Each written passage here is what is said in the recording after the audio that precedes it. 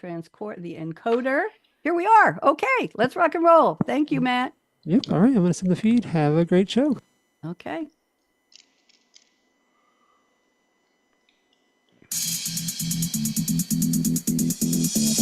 Where does yesterday's future, which is already here, meet today's future, which is about to happen, and tomorrow's future, which could be just minutes away?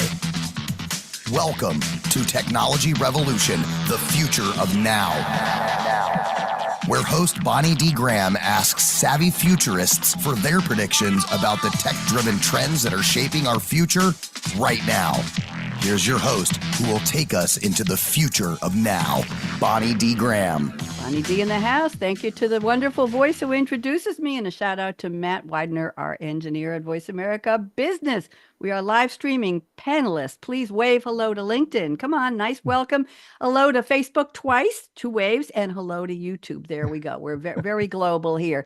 I'm Bonnie D, and we have a very interesting topic, and I'm going to read you a couple of song titles before I start my opening monologue poem. Anybody remember we built this city? I'm not supposed to sing on Starship. It ruins the show, Eric, if I sing. How about Living for the City, Stevie Wonder? I wouldn't even attempt that. How about I Love the City, Delaney and Bonnie? No relation to me. City to City, Jerry Rafferty. I don't even know that one. Big City, Merle Haggard. That must have been a good one. And Glenn Fry, You Belong to the City. If anybody gets an earworm, it's not my fault. That gives you an idea of what we're talking about. Don, I need you to smile. So here's my opening poem. Join us, dear audience, on this journey grand as we delve into urbanization and AI's hand. 4 savvy futurists join me in this quest. They'll share their predictions with you and all the rest. Here we go. Wave when I call your name. Eric Simone, a pioneer with tech in his grasp. Let me see that grasp. From IoT wonders to edge AI, innovation is in his clasp. With clear blades, cutting-edge visions anew, Eric is crafting tomorrow's world with a futuristic view. I hope you like that, Eric. That's nice.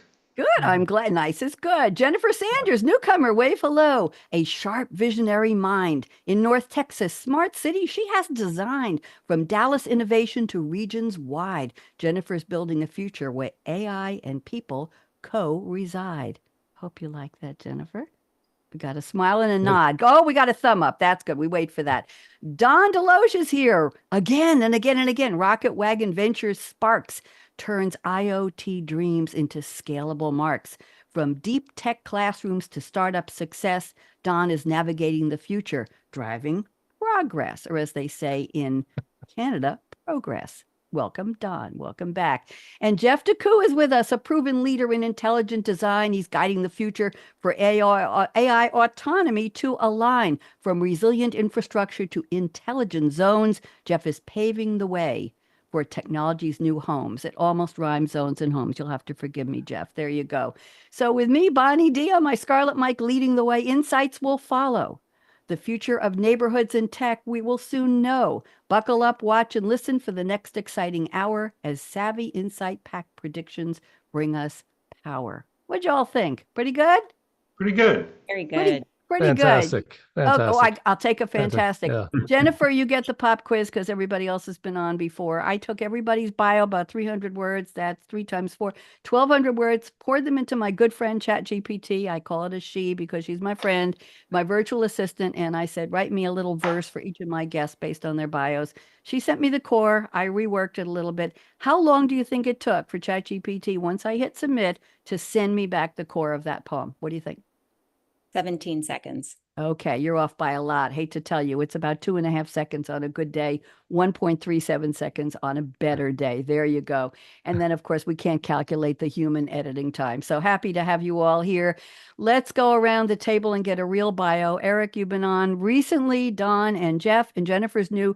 The order is, as I said, Eric and then Jennifer and then Don and Jeff. So Eric, could you please catch us up to what you and Clearblade have been up to in the past couple of weeks since we saw you last? Welcome. Sure. So yeah, thank you. So Clearblade's been involved in some pretty exciting projects around smart country infrastructure in different parts of the world, the Caribbean and out in Africa. So I've got a lot of miles under my belt over the last few weeks, but it's very exciting stuff, very topical to what we're discussing today. Urbanization. Are people moving to the cities, Eric, and why? I never asked the question why. What is it? Is it because they want to be in a song? Why are they moving? They want to be part of a community. They want to be part of city services. I mean, a lot of these places that I'm going to are evolving countries, right? That don't have the infrastructure that's building up today. So, in a lot of ways, they've got a clean slate to kind of do things in a newer, more modern way than we have in our existing cities. And being part of something. I think it all goes back to the first song I mentioned, We Built This City. Isn't there a pride there, being part of something? A sense of belonging in a very cold and chaotic world. We won't go into the Yeah. rest of that. Thank you, Eric. Welcome back. Jennifer Sanders, we Thanks. are delighted to have you join the panel. You were referred, I think you come to us from Brenna Berman, am I right? Absolutely. Yes, Nice. Brenna's been on the show many times. She wasn't available to come back. Hello to Brenna if you're watching somewhere. And Jennifer, we're delighted. Why don't you take the whole 3 minutes and give us your bio related to our topic today, AI urbanization. Jennifer, welcome. Thank you. Thank you. Grateful to be a rookie. I'm excited for the conversation. Well, I think, I've been in the smart cities or future of urban areas for about 10 years and taking this constructive approach. But my background is social sciences. So when you speak about the cross section of technology and AI and people, that's really where I try and live. And so as we've evolved from the city of Dallas, we always knew it needed to go regional. And by regional, we can see some of the folks coming into the region, smaller cities coming and helping develop the suburbs, North Texas, fastest growing region by some measures in the country. And we look at what does it mean to refine greenfield and what does it mean to retrofit infrastructure as it takes higher wear as we want to evolve what type of services we're providing and how. And so really, again, looking at what is the impact to the existing community, the existing services, the existing resources, and how do we help to accommodate and do more with less is really the core mission. How do we solve multiple problems with a single solution? Because that's what solutions like smart cities, IoT, AI are really able to do is integrate. Do more with less for more people, right? Yeah. More and more and more people. And I didn't read the statistic I wanted to at the beginning, which is, let me get this. It is predicted that by 2050, which is what, 16 years away? 16? How many years? 26 years? 26, sorry. 64% of the developing world and 86% of the developed world will be urbanized. That's our word today, which may generate artificial scarcities, land, lack of potable water, more for most urban dwellers. The predicted urban population growth is equivalent to approximately 3 billion urbanites by 2050, mostly in Africa and Asia. The UN projected that nearly all, Eric likes this, nearly all global population growth from 2017, which is a while ago, to 2030, which is only 4 or something years away, will be by cities with 1.1 billion new urbanites over the next 10 years. That's a lot. That's a lot of community and a lot of people and spreading a lot of resources, isn't it, Jennifer? Jennifer, we're delighted to have you and yay to Dallas. There we go. Let's move on. Don DeLoach is back. Mr. Rocket Wagon Ventures. We're so happy to have you, Don. Why don't you fill us in? What have you been up to? Yeah, I've mostly been working on Smart City Works in DC with a new cohort in the accelerator program there, and focusing also a lot on the work I do at Illinois Tech. And that is actually more and more focused on green buildings and sustainability. So there's a lot of continuity between the two sort of focus areas I'm spending most of my time on. What have we got behind you today, Don? What's our background? That's DC. This is from the rooftop of a building in Arlington, and that would be the Washington Monument right there. I see. And what's the weather where you are today? Can we get a quick weather Could report? not be nicer. Oh, good. 70s, Okay. sunny, beautiful. Well, I got to tell you, I'm here in East Tennessee, and we had a little over hundreds for a couple of weeks in the summer, a lot of drought. My water bill is 3 times as high as it ever was. It's outrageous.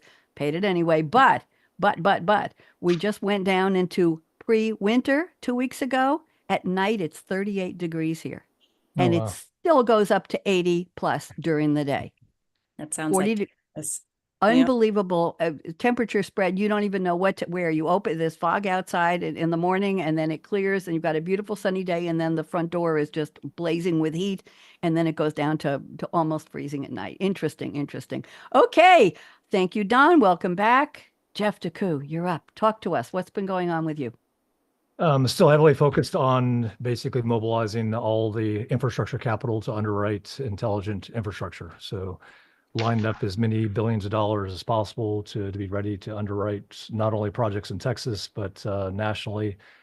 And it appears to be a lot international as well. So in fact, I'm going to be very intrigued with some of the things that Eric's working on, but many other international companies are kind of leading the charge with this new digital infrastructure within our country, whether it be China, Singapore, even Italy. Italy, which you would not assume as being ahead of the curve on infrastructure, but they are. But it's an exciting time. I think, like you said, the urbanization is occurring. I think we're seeing a convergence that we have not seen historically. I think the closest has been the 40s, 50s, 60s with the advent of nuclear power and space and jet engines. But we're seeing AI impact transportation, energy, data, and really, as much as we're going to talk about urbanization, it's also really tying rural communities much more effectively into the urban center. So I think that's an exciting thing that's happening as well. Interesting. Let me go around the table. Who lives in a city right now? Raise your hand. Okay. Don, where are you? Chicago. Chicago? Okay, that's still a city. Jennifer, where are you? I'm in Dallas. Okay, we knew that. Jeff, where are you living? Austin. Okay, city. Eric? I'm up in a suburb of Chicago, Libertyville. I think that counts. I grew up in Barrington. There we go. Right next door. I'm in a little fork off of a dam with 3 golf courses called Loudon, Tennessee, near Farragut, which is an offshoot of a suburb of Knoxville. So it isn't really a city, but I'll tell you, speaking of infrastructure, Jeff, you'll appreciate this. They decided, we have not only an HOA, but a POA, property owners in addition to homeowners. They're still not sure what does what, but it's a lot of rules and a lot of bills, I'll tell you that. But they recently decided in their wisdom that we have grown so much here that the sewer infrastructure, even though we have septic tanks, the sewer infrastructure will not survive the growth of the area. So we now, for the next 5 years, have an $80 a month surcharge on our water bill, regardless of where your home is and what you use. It's $80 a month for the next 5 years. So you can do the math. I just wish they would have slapped it on us and give us a discount for cash and be done with it. Anyway, so we are seeing in this very small community the need to support with infrastructure. Interesting? Yes, it's interesting. Okay, so let's go on to the quotes, and thank you all for the bios. Eric Simone, you have sent me a quote from Roll with the Changes from REO Speedwagon's 1978 album, You Can Tune a Piano, but You Can't Tune a Fish. I love that name. It's their 7th studio album, first album co-produced by lead singer Kevin Cronin and lead guitarist Gary Richrath. And it's the first album in the top 40 at number 29. It only sold 2 million in the US, but it was certified 2 times platinum. I want you to know that, Eric. Here's the line Eric has selected. So if you're tired of the same old story, turn some pages. I'll be here when you are ready to roll with the changes. Eric, what are we talking about? Beautiful line. Go ahead. First, by the way, the world's best driving song, right? If you want to go fast, you put that on. I'm dating myself, but you can tell I'm a 70s, 80s kid from back in the day. But look, it's easy to map that, right? Roll with the changes. Technology is moving forward. Urbanization is moving forward, AI. So we've got to be flexible and roll with the changes and take that, all that comes with that, all the good and all the challenges. And I like the way you brought in the idea of driving and roads, because roads have to keep up, don't they? You got to get where we're going. We won't need roads. Remember Back to the Future? Well, maybe that's coming soon. We'll just be flying over the landscape. Thank you. Jennifer Sanders has picked a line. Interesting. It's said by 2 characters. The movie is Almost Famous. 2000 road comedy drama film written and directed by who? Cameron Crowe. The line, I'll read it in a second, was said by Penny Lane, played by the beautiful Kate Hudson, and William Miller, played by an actor I'm not familiar with, Patrick Fugit, and all kinds of wonderful people in the movie. It's a story of a teenage journalist writing for Rolling Stone magazine in the early 70s. There you go, Eric, your time frame. Touring with the fictitious band Stillwater, one word, writing his first cover story on the band. I don't know if you knew this, Jennifer, but it's a semi-autobiographical story because Cameron Crowe was a teenage writer for Rolling Stone. There you go. It's become a cult classic. It's number 79 on greatest film list in the 2016 BBC International poll and other lists as well. Here's the line. It's all happening, Penny Lane says. And William Miller says, it's all happening. It's all happening. I hope I said it right. Jennifer, rescue me. What does this mean? I love it. And to go back to We Built This City really quick. When I was younger, my dad would play that in the car really loud, but all I could hear, I thought it said, "We ate this cereal in a bowl." What I heard, that was my interpretation. I loved it, and now it's totally relevant to my life. Well, in the quote from Almost Famous, one, I do love the movie. Two, I always think I was born in the wrong decade based on the era of music and otherwise that I love. And I think, and she goes, it's all happening. And it's this very hopeful, excited way to think about how everything is evolving and how their lives are evolving in that journey. In the context of what we're talking about today, I think it's all happening can be a fear response for those that aren't ready, that you have to kind of bring along and have understand that this is something that is change is scary, but it's going to be good. And we really can't fight it. So we, really need to adapt to earlier points. And what does that look like? It's all happening is also extraordinarily optimistic. I think those of us, I consider myself a pragmatic optimist or a hopeless romantic optimist, if you will. And so I think, if you can embrace it from that perspective and work with others to develop the relationships to bring them along and dispel the fear, we're going to get there a lot faster. Because what we've seen certainly is some of the new concepts and new technologies that we're working on coaching folks to take on. The top level, the treetops, very excited, very supportive.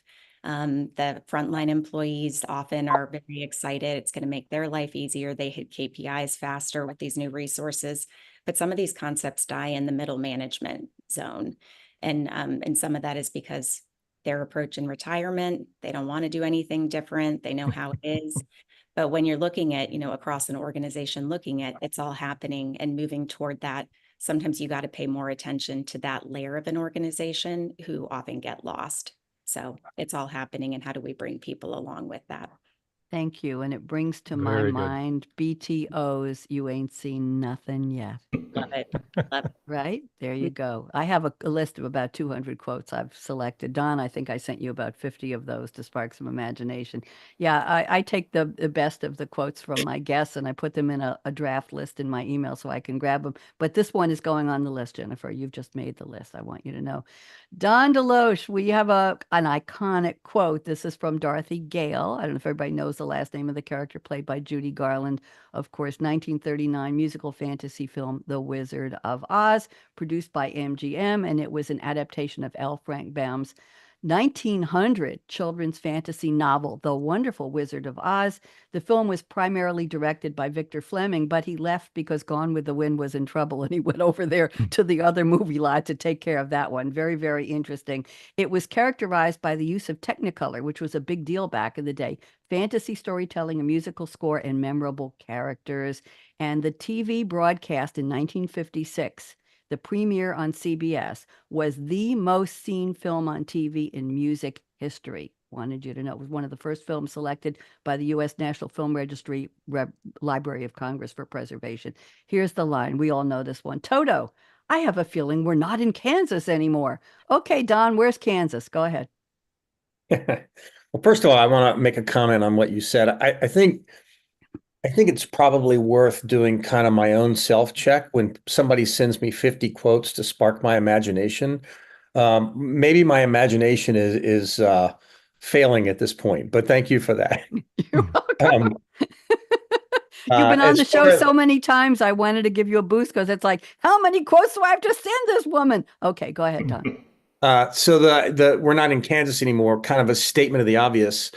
When you talk to people about AI as if it's speculative or, where's it going to go? Or is this really going to be a big thing? If that's still a question, you got to wake up. It's happening, Jen.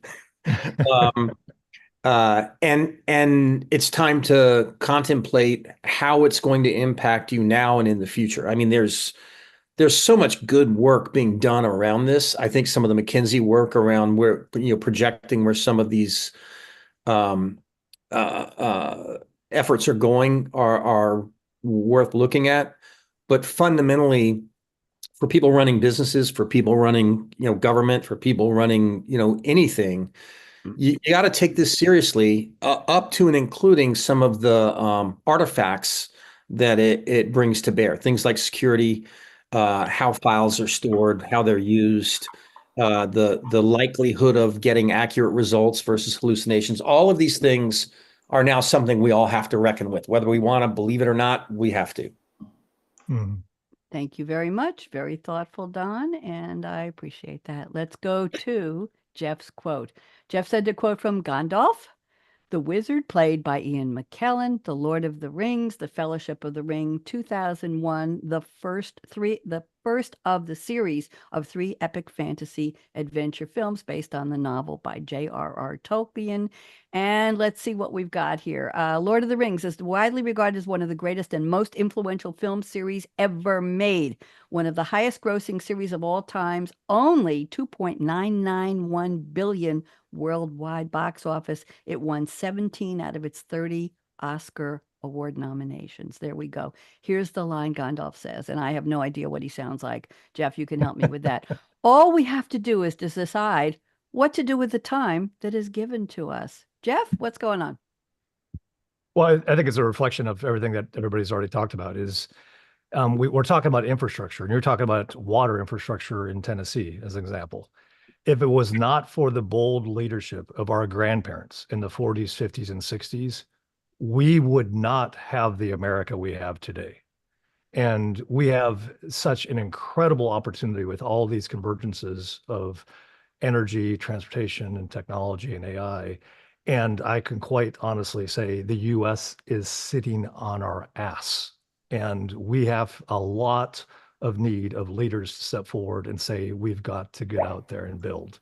And the way to do that is point out what Steve Jobs always used to say, the same thing that Gandalf was saying, is you have a really short period of time in life. If you really want to bring life forward and progress, society forward in a productive way, you need to get out and do it today.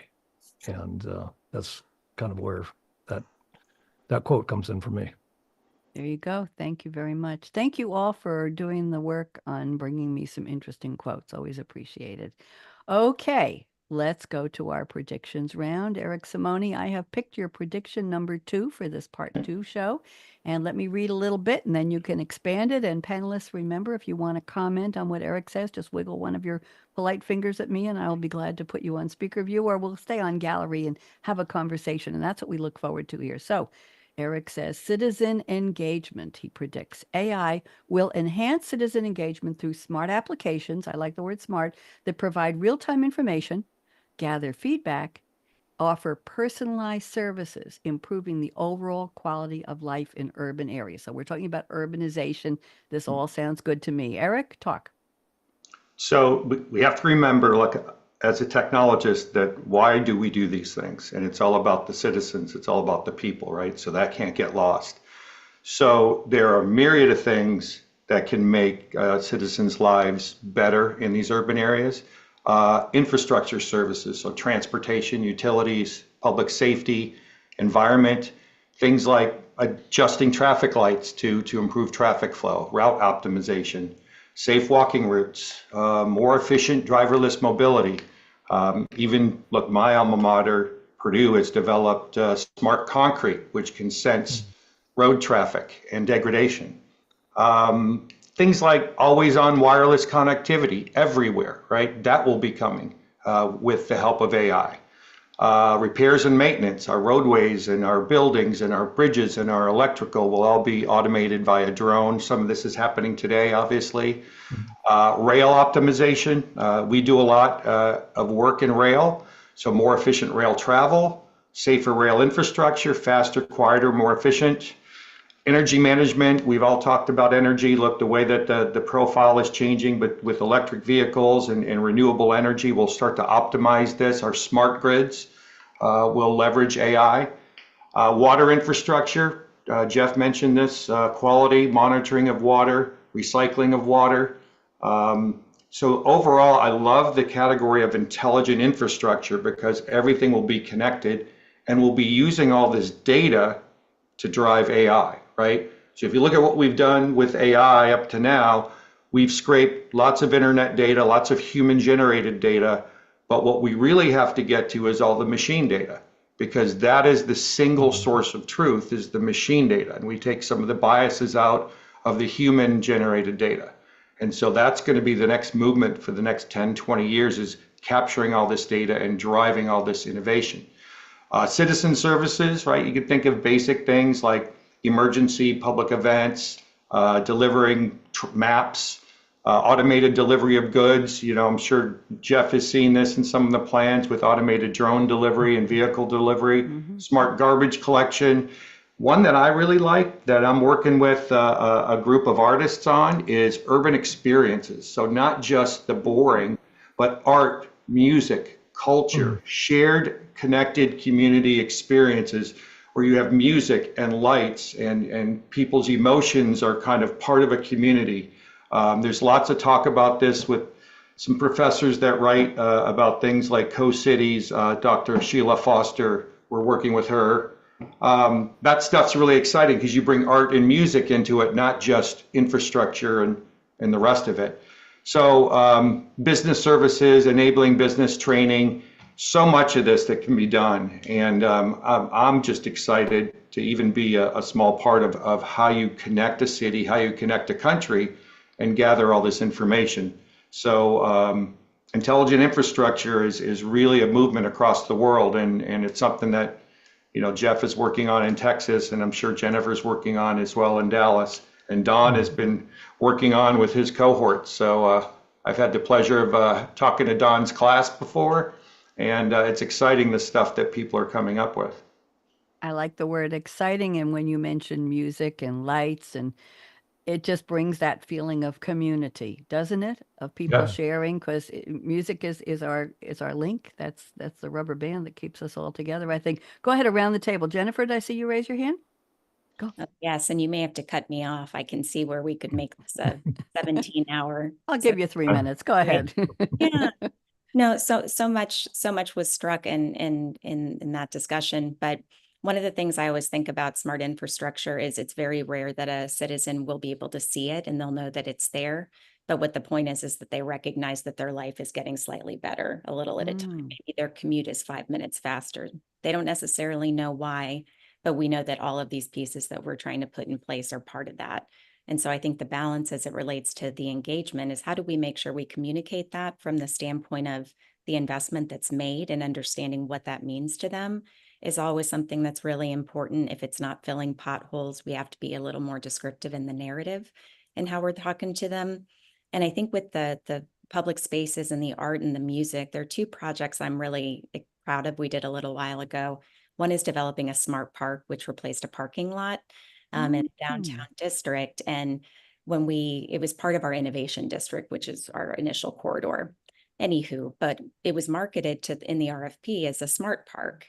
And one of the reasons it got so much interest from the architects that developed the High Line in New York is they said, we're intrigued. This is small for us. What does it mean? You know, and what we talked about is, you know, we make it up and see if anyone fights us, because no one was really talking about smart parks at that point, but we were thinking smart materials, smart operations, and smart experiences. And the experience piece is very complementary there. So we thought, how do you create sources of delight and gathering for those that come?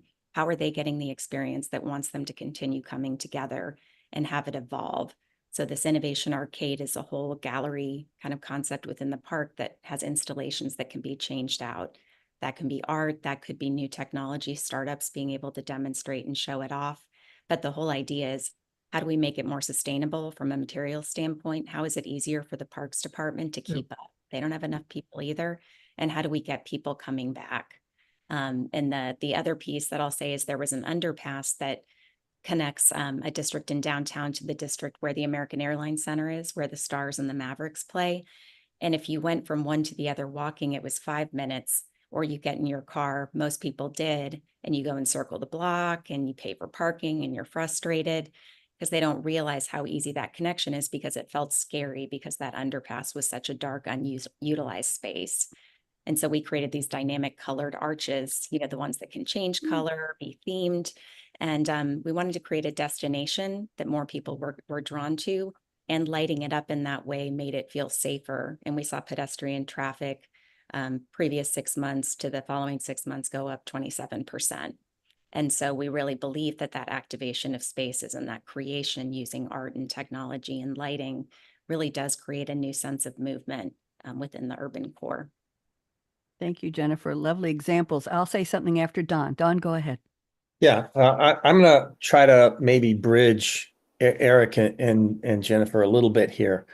So at Smart City Works, we've been focused on smart cities for a long time, and people generally sort of look at this and say smart cities, that's like the IBM Smarter Planet, and we're going to connect a lot of IoT devices, and they think in smart cities is sort of tantamount to a bunch of connected systems that may or may not be connected on a system level or whatever. And I would argue that that's looking at it in entirely the wrong way. If you want to think about smart cities, step back and say, well, what makes a city smart? And a smart city educates its children. It cares for its aging population. It cares about underserved populations and mental health. It's safe. It's an environment that works from a transportation standpoint. It's an environment that allows for businesses to prosper because they do these things and do them well. Mm-hmm. And in order to do that, we can leverage technology in ways that are thoughtful and allow us to go into areas that we just didn't know how to before, whether it's the underpass and thinking that through, or whether it's how services are deployed to underserved communities. And we know so much more because we've instrumented so much more, mostly because of Eric, but we have so much data. And now we're in a position where AI gives us the ability to now coalesce many types of data and fashion strategies and services as a result of this. And to me, there are hazards with doing that as well that we need to contemplate, but that's where the great power lies in this sort of next wave of technology. And the results can be a better life in better cities, smart cities. Mm. Thank you, Don. Anybody else? I have a comment here. Don, you used the word thinking and thoughtful. We're talking about technology, but we're talking about people. Jennifer, somebody had to come up with this idea and say, damn, dark underpass, scary, inconvenient, repelling people. Why would they use it? What can we do? I don't know that AI would have done that without somebody saying, I have an idea, right, Don? I'm thinking, how could we fantasize? How could we imagine something different and better? So my question is, and I'm just going to float it, but we don't have to answer it, is how do you get the people who dare to think outside the box and say, this could be better, who start the process, who think thoughtfully about community, about us. Don's eyes are rolling. No, they're opening. They're not rolling. Who think about this, who dare to say, I think I'll use AI to figure out a better way to do this. What an idea. Instead of somebody saying, oh, come on, Bob, go back in your corner. Nobody wants to hear from you. We all know you're a heretic or whatever. You're this crazy guy. And we've always had the underpass. So we'll put a couple of flashlights under there. Big deal. Nobody's going to get hurt. How do you get those people into the city to work on I'm just throwing that out there because I like to relate all of our technology topics to human beings. And I think that's the challenge, is getting the people who will think outside the box and tell other people about it and make it happen. There you go. Okay, I want to move on. We have a lot of predictions to cover. This is great. Jennifer, now you know how the show works. Jennifer, I'm looking at your prediction number 1. This may be a little, yeah, let's talk about this. Jennifer says, and keep this brief, and then we'll get one from Don and one from Jeff. AI will provide insight into urban design and infrastructure modeling. Here we go. To proactively handle increased density and resource strain. And this goes back to the statistic that I read a few minutes ago. Jennifer, talk to us. Oh, 3 minutes. I'll try and keep it shorter than that. We can always do part 3. You're invited back automatically, so it's okay. Go ahead. Shoot, you didn't know you were, or I didn't know you were committed like that.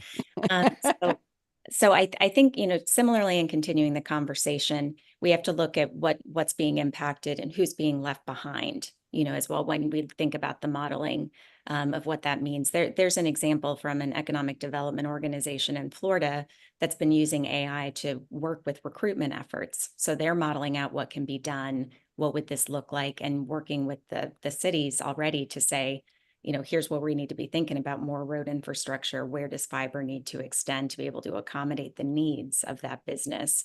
And really working that through on what are the ripple effects of the urbanization and the recruitment of these types of institutions. But I think tying that back to equity too, how are we modeling the impacts to currently underserved neighborhoods? What does that mean when we have this level of people and infrastructure coming in? Because often that widens the gap. It doesn't necessarily provide more resources, like grocery stores being a huge example in food deserts. Just because if a grocery store comes in, it's because the market is rising, right? Because of what we know is happening. And then, but those people that needed it for decades and decades are being pushed out. So when you talk about the AI modeling around future infrastructure and thinking about housing and thinking about core institutions and resources, how can AI really help us to think about how are we mitigating impacts of gentrification, which can be a result of urbanization? So if you're putting people into a place, you're also pushing people out if you're not being thoughtful and thinking about it, and really having the right, at this point, certainly, if I don't have the right prompts, to ask ChatGPT as an example, it's not going to be able to go as far if I'm not asking the right questions. And so I think, whether it's, again, whether it's water infrastructure, electrification, I think we need AI for those projections, because as we've seen, whether it's weather events, whether it's increased strain on resources, the modeling that was done 10 years ago in terms of projections from a resilience standpoint or a need, obviously we're not enough given the pace of technology advancement here. So how do we look at the scenario modeling in a different way and really getting that perspectives that we would never have thought of given what we know today? And so I think those are just some examples I would share. Thank you very much. Anybody around the table who wants to comment? You have just wowed them, Jennifer. You have just thrown them into complete contemplation. They want to think about it. Well, I've got to move on. So thank you very much. Very, very interesting. Don, I'm going to your prediction number 3 for this part 2 episode. You say, this is interesting, AI-driven technologies will create new industries and jobs in urban areas. This is, to me, foundational.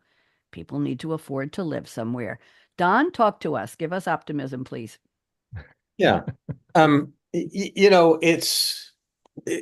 think it's an augmentation or extension of the type of jobs we currently have, but they're gonna change in complexion in ways that are new jobs and to some extent new industries. But if you think about things like just basic things like, well, how do we manage traffic? How do we deal with waste management?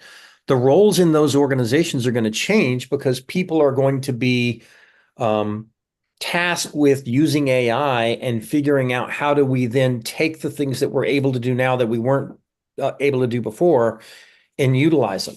And that's going to go across all industries. I mean, if you think about how healthcare is changing with the use of AI, it's crazy. But from a city services standpoint, things like not only the connected things that you normally think about, but how do we educate children? How do we educate teachers? How do we think about governing? There's I looked at a few startups when we were screening for this last cohort, and there is an amazing list of things that people are doing, ranging from trying to grab all the data across a city for doing forward planning over like a 10 or 20 year period, to things like how do we actually build legislation? What if we, and the funny sort of contemplation is, so what if we took city government or state government or federal government and, effectively replaced everybody that was in Congress with AI to say, here's the problem we're trying to solve. Now, use this information and solve the problem. It might get solved faster and with less emotion and more sort of legitimate focus on what outcomes do we actually want? All of that is to say there is no job inside a city or inside the jobs that exist in a city that isn't going to be dramatically impacted probably sooner rather than later. And that's going to force us to rethink how we organize companies, how we organize government, and how we go about accomplishing the tasks that need to be accomplished. And even that framework is going to change over time. Very interesting. Eric, please go. Yeah, so to add to that, it's definitely all about the people, and at least the areas I'm working in are raising the GDP of these countries in Africa and the Caribbean. So you've got to raise the GDP in some. First, safety obviously is a concern, right? You got to improve safety. Second, you have to improve infrastructure like broadband internet, right? So you have people that have left these countries and come to the United States, and they have jobs and they can't go back. They want to go back, but they can't go back because they don't have the infrastructure in place and the jobs. And then it's about training, right? It's about providing education to this younger generation so they can have jobs as they come out of school. So a lot of the discussion that I'm involved with really center around that GDP aspect and really improving the lives of people and the next generations. So Don, you're dead on. Right on. Spot on. I like spot on rather than dead on. Jeff, go ahead. Join us. I'm just hoping that Don's comment doesn't get your video banned from all platforms, suggesting that we replace like all legislators with AI. Don's just thinking outside the box as the best is yet to come, and all you need is love. Go ahead, Jeff. No, he's spot on. I mean, I think there's so much that can be done, but it really does come down to the willingness that Jennifer talks about is finding the cultural leaders that want to see a change, see something better. And I'm very encouraged by Gen Zs, highly encouraged by Gen Zs. So there's a lot of, complaints that people have on some of them, but I think the majority really want to roll up their sleeves and really push projects and push a better future forward. And I think we'll see that. And I think with AI, hopefully we can actually move the needle on the legislation side and really help educate people, because I think that really has to be a driver. We can hope. What is the line from Back to the Future? You may not be ready. You may not be ready for this, but your kids are going to love it. Something like that. I know. Long live Marty McFly. Let's go to Jeff. I have your prediction number 1 for this part 2. And you say AI will enable autonomous robotics to be deployed at scale to perform maintenance and sustainment tasks on the world's infrastructure. Jeff, why don't you, we got time. Take your 3 minutes. Go. Yeah, it's not the drones everybody's thinking of. So I'd say that as exciting as autonomous, flight, autonomous cars and robo-taxis and stuff are, the gigantic void that has to be filled is applying digital into the physical on the maintenance and sustainment. If you ask any state DOT leader, they will say, we already know all the data, all the potholes, all the things that need to be fixed. It just, we do not have the manpower and the capability to do it. So that is clearly screaming for how do we automate? How do we apply robotics to get out into the real world and start to maintain, fix, replace the infrastructure around us? And once you get ahead of the curve on some of these roadways, you think about it, a little divot that occurs on a roadway gets filled that night, and it never has a chance to ever become something called a pothole, because those things are a thing of the past, and it can be done. And there's a lot of countries that are doing it. But Wouldn't yeah, that- done. Yeah. Wouldn't that be wonderful? What's a pothole? Wouldn't that be nice? Yeah. You take kids and you mention a song from the 1960s. They who was what? The loving what?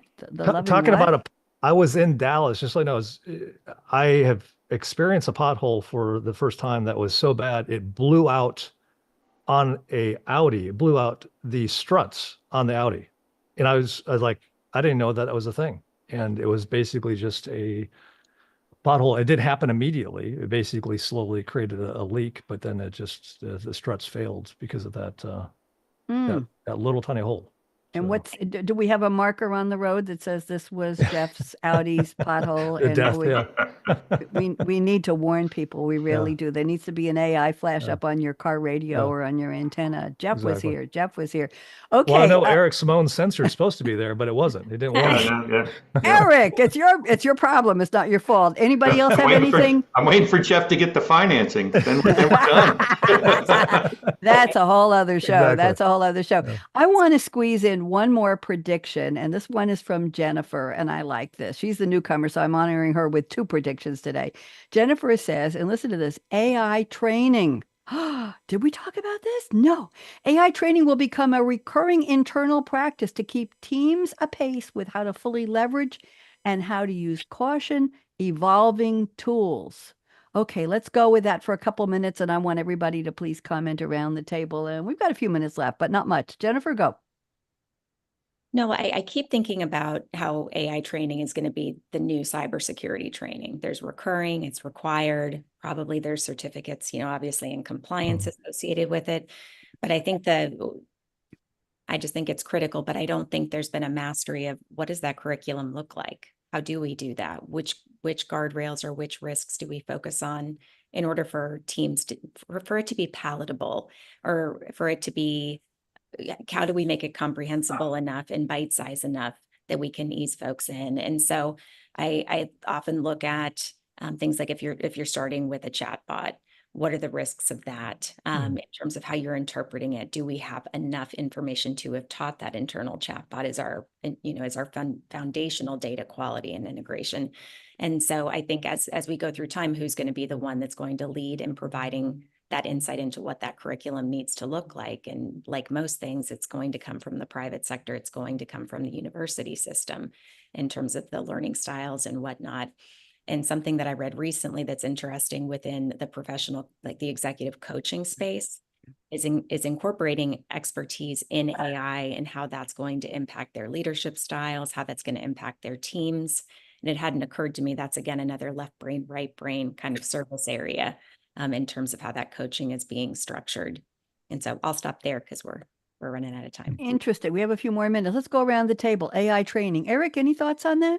No, I think Jennifer's dead on. I'm sorry, spot on.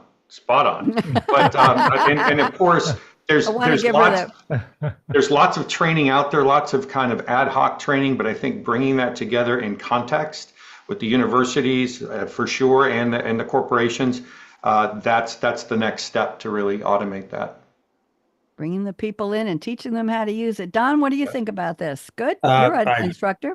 Go ahead. I'll quote Jennifer. I could talk for like 17 hours on this, but let me just give you two examples that I've been exposed to. One is a company that is doing leadership training by basically monitoring how people communicate. And this is all, again, there's security issues, privacy issues, all that are dealt with in order to enable this. But it's AI that's providing feedback so that management and leadership can get better alignment in terms of the mission, the vision, the values, and how a company executes. And this is just grabbing information that would otherwise never be harvested to accomplish objectives that are really meaningful for organizations. And then the other example is probably a much more tangible one to most people. We have a startup in our current cohort that is doing, it's called Safety View. And what they're doing is they're using a combination of AI and virtual reality for training people that are operating heavy construction equipment. And the idea is centered around a concept called adaptive learning, where you get somebody that's operating a vehicle and they're backing up, and that's where you get these bad safety incidents. And if somebody's backing up and it turns out that they don't check their rear view mirror very often, and they end up whacking somebody that's standing behind them, then what the system will do is start putting obstacles in the way, and they'll make those mistakes in a virtual reality, but they'll create the muscle memory to really get the training they need. I mean, this is crazy cool stuff, and it's very real, and it's very tangible, and it's happening right now. Crazy cool. I like that. It is. Jeff, thoughts? I got a minute and a half for you, 2 minutes for you. Go. No, but I do truly believe that AI is going to be highly impactful, everything from K-12 all the way to universities. And I think what Khan Academy did, 15 years ago, is going to be, 100x by what AI is going to be able to be that personal tutor for every single student to excel at the way they need to learn. Because as we all know, there's different ways to get kids to digest data, and AI will immediately know how to do that. And the teacher that's in the classroom becomes more of a shepherd, supporting the overall class and not having to have all that detail hands-on necessarily for every single student, which has always been an impossible task at the teacher level. Good word, shepherd. I like that. Okay. Question for all of you. Aside from the city where you are living right now, or the big city near where you are living right now, where do you think the biggest growth will be, either in a U.S. or an international city? Where do you see urbanization moving into? If you can make a prediction, I'm not asking you to commit, but just quick thoughts on what city, where are people going to be going? I've got 2 minutes left, so let's divide them around the table. Eric, where do you think people are going to go? Africa. Africa's open for business. The entire continent is transforming itself. So you can name any big city in Africa, and there's massive money going in to intelligent infrastructure. Yep. So Name one. What's your favorite city in Africa where you think it'll go? Nairobi. Thank you very much. Jennifer, where will people go? Where are they going? I think I have to just say ditto. Honestly, that's exactly where I was thinking. And the one other piece I'll say, which was touched on earlier, is countries and regions that really are operating from ground zero in terms of their development have tremendous opportunity. And we think about greenfield, right? Much easier to design something when you're not repairing or trying to retrofit something. Give me another continent, another city. Come on, Jennifer, commit to one more. India. Where? India. Okay. And what city? Where? Near? The region I would say is Andhra Pradesh, which is west. So easy for you to say. I can't spell it. Don, where are people going? I mean, there's a lot of growth in China. If you look at the demographic projections, the number of cities that are 10 million or greater, is just growing by leaps and bounds. And I can't really zero in on one particular area. There's so many of them that are growing so fast. So. Okay, thank you very much, Jeff DeCoux. What city, what country, what continent? Well, number one, totally agree with Africa, China. China is just doing an unbelievable job attracting Americans to move to China, even entrepreneurs. So that should be a concern to us. So I would say that these other countries are going to see these massive spikes. We, as a nation, have to start building and inspiring generations to build the 21st century infrastructure. Commit to a city, Jeff. I'm out of time. Commit to a city. Where a city? Where are people going? I think Dallas. I say that Dallas and okay, that's Texas. that was on the map from original. Thank you very much. I want us all to break out in a chorus of "We built this city on rock and roll," but I know you're not going to do it, so I wanted you to know. Jennifer Sanders, it has been such a delight. I say that with great, deep respect, professional respect for you. Thank you for joining the panel, and thank you to Brenna Berman for bringing you to us. Eric, Simone, I can still say your name properly, and Clearblade rocks, and Jeff DeCoux, wonderful to see you. Don, keep rocketing and venturing, and there you go. I want you all to raise a finger. We're going to say on the count of three, no, no, no. Raise your finger, Jennifer and Jeff and Don. On the count of three, join me. People say the future is already here. The future? Our answer is no, no, no. Here we go. 1, 2, 3. No. No.